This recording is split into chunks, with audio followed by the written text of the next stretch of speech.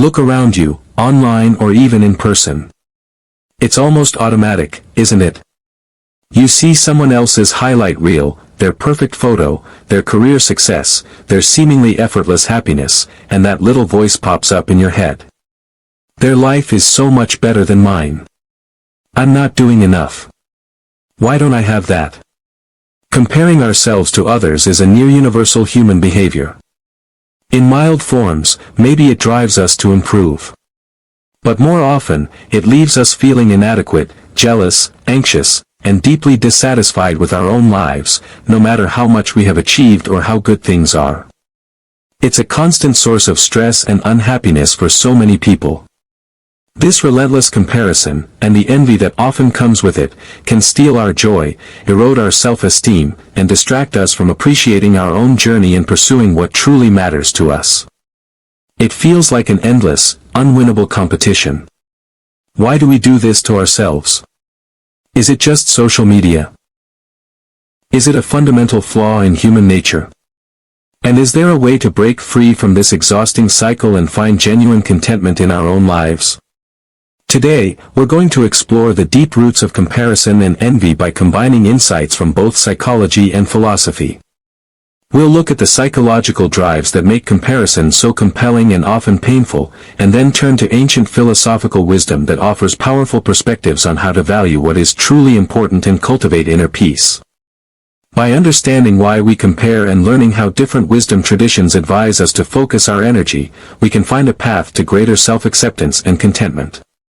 So, let's begin with the psychological view. Why is social comparison so ingrained in us? Psychology tells us that social comparison is a fundamental part of how we understand ourselves. We evaluate our own standing, abilities, and opinions by comparing ourselves to others. This isn't inherently bad. It can help us learn, motivate us, and give us information about social norms.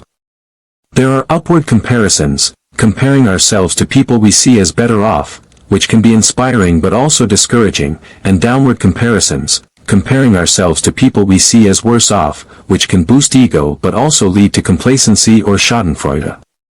However, the way we typically compare ourselves, especially today, is often flawed and harmful. Social media platforms, for instance, are curated highlight reels.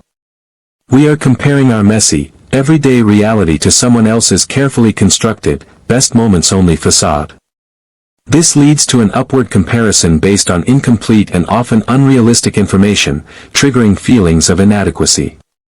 Psychologists call this the Facebook depression phenomenon or link it to increased anxiety and lower self-esteem. Our negativity bias, which we discussed regarding uncertainty, also plays a role here. When we compare ourselves, we tend to focus more on what we perceive as our own shortcomings compared to others' strengths, rather than the reverse. We zero in on what we lack. Furthermore, cognitive biases like the availability heuristic mean we overestimate the prevalence of the things we see most often, like perfect-looking lives online, making our own situation seem worse by comparison.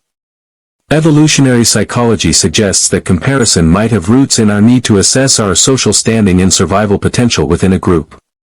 But this ancient wiring is ill-equipped for the constant, overwhelming social data stream of the modern world. And then there's envy, a complex emotion closely tied to comparison. Psychologically, envy is the painful feeling caused by desiring what someone else has. It's often accompanied by feelings of inferiority and sometimes even resentment towards the envied person.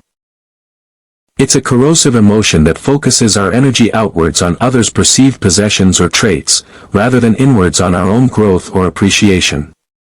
So, psychology helps us understand the mechanisms and the emotional impact. It shows us how comparison works in our minds and why it hurts. Now, let's see what philosophy offers in terms of perspective and a potential antidote. Philosophers have long contemplated the nature of desires, external goods, inner peace, and how to live a life of contentment. The Stoics, once again, offer powerful tools. Their emphasis on focusing solely on what is within your control is a direct challenge to the root of comparison. You cannot control what others have, what they achieve, or how they present themselves to the world. Therefore, focusing your mental energy and emotional well-being on these external things is irrational from a Stoic viewpoint.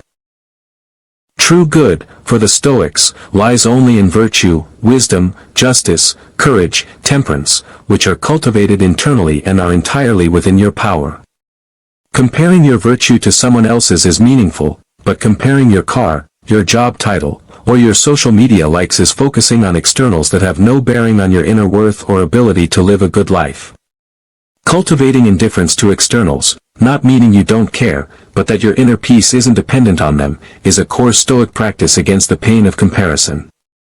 Epicurean philosophy, often misunderstood, also advocated for a form of contentment. Epicurus taught that the goal of life was ataraxia, a state of tranquility and freedom from fear and pain. This was achieved not through excessive indulgence, but through moderation, self-sufficiency, friendship, and philosophical contemplation. Comparing yourself to those with more wealth or status was seen as a path to dissatisfaction. Epicurus emphasized appreciating simple pleasures and focusing on the attainable goods, like intellectual pursuits and the company of friends, rather than desiring extravagant externals that are hard to get and easy to lose, and which fuel endless comparison. From Eastern philosophy, Buddhism highlights dukkha, suffering, as arising from tanha, craving or clinging. Comparison and envy are clear forms of craving, desiring what belongs to others and clinging to the idea that you should have it too. The Buddhist path involves cultivating non-attachment, not suppressing desires entirely, but understanding their impermanent nature and the suffering caused by clinging to them or to external outcomes. Practices like metta, loving kindness, meditation can also help counteract envy by fostering genuine happiness for others' well-being. These philosophical traditions, spanning continents and centuries, all converge on a similar point. Discontentment often comes from looking outward and basing your worth or happiness on external factors, especially in relation to others. True fulfillment and peace are cultivated internally. Now, let's bridge psychology and philosophy to find practical ways to stop this harmful comparison cycle. Psychology shows us the automatic nature of comparison and the biases that make it painful. Philosophy gives us the why, the reason we should redirect our focus inward and the vision of a life based on values over external status. First, become psychologically aware of when you are comparing yourself and what triggers it. Is it scrolling social media? Hearing about a friend's promotion? Seeing someone you deem more successful? Mindfulness helps here. Simply notice the comparison thought and the feeling it generates without judgment. This awareness is the first step to interrupting the automatic reaction. Next, challenge the cognitive distortions fueled by comparison. Psychology encourages us to question the thoughts that arise. Am I seeing the full picture of this person's life? Am I minimizing my own achievements? Am I holding myself to an impossible standard based on their highlight reel? Is what they have something I truly want, or am I just wanting it because they have it? Then, bring in the philosophical redirection. When you catch yourself comparing externals, consciously pivot your focus to what is within your control and what truly matters according to timeless wisdom. Stoicism, shift focus to your own character, your effort, your actions in the present moment. Am I acting according to my values right now? Am I putting in the effort I can? That is where your true worth lies. Epicureanism, appreciate what you already have, the simple pleasures, your friendships, your health. Cultivate gratitude for your current state, rather than focusing on perceived lack. Buddhism, practice non-attachment to external outcomes or possessions. Recognize that everything changes, including others' fortunes and your own. Let go of the craving fueled by comparison. Practice being happy for others' success as a way to dissolve envy. Limit your exposure to comparison triggers. This is a practical psychological step supported by philosophical goals. If certain social media platforms make you feel worse, reduce your time on them, curate your feed, or take breaks. Protect your inner state from unnecessary external pressures. Finally, focus on your own values and define success on your own terms. Philosophy helps us clarify what constitutes a good life for us, based on our values, virtue, relationships, creativity, contribution, etc., not societal metrics of success driven by comparison. Psychology supports this by showing that living in alignment with values is a key driver of well-being and life satisfaction. In conclusion, the urge to compare is a deeply wired psychological tendency, amplified by the modern world. The envy and dissatisfaction it causes stem from fixing our gaze outwards on external possessions and achievements.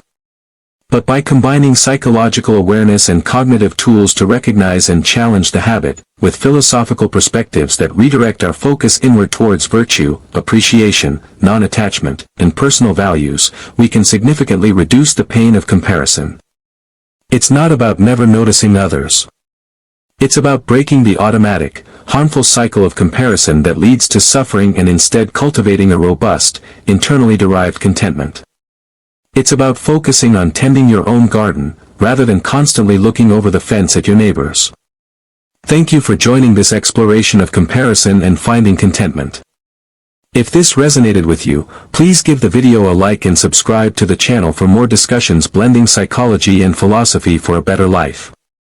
What is your biggest struggle with comparison? Share your thoughts in the comments below.